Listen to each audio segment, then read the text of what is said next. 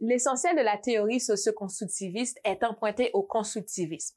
Pour les tenants des deux théories, l'apprentissage est le produit de l'esprit humain, mais aussi de son interaction avec la réalité.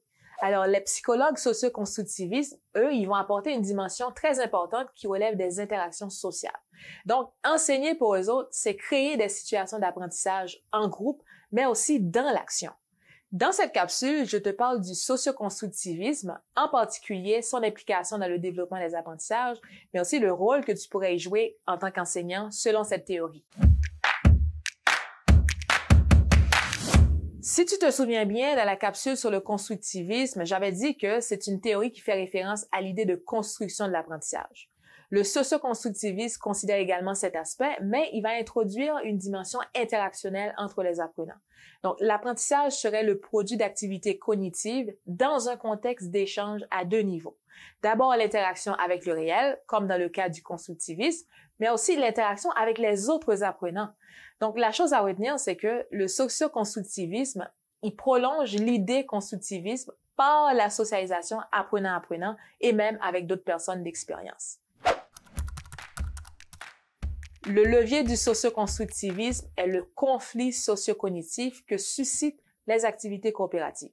Parce que les échanges entre les apprenants est la source principale du progrès cognitif selon les psychologues socio-constructivistes. Donc, enseigner selon cette perspective est avant tout synonyme de travail collaboratif, d'activités de groupe, de projets et d'objectifs communs.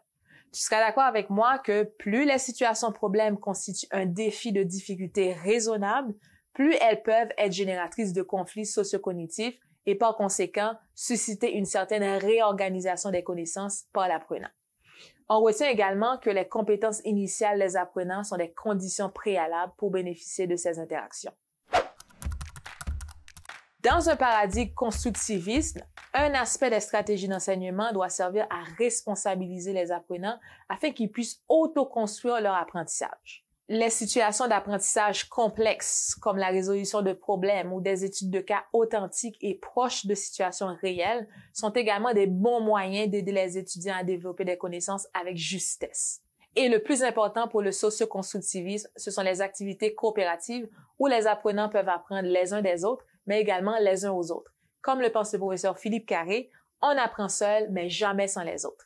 Phrase à retenir, dans la perspective socio-constructiviste, l'adulte construit des connaissances dans des situations et des contextes sociaux qui influent sur ses constructions personnelles. Cette phrase est du ministère de l'Éducation québécoise. On se voit dans la prochaine capsule.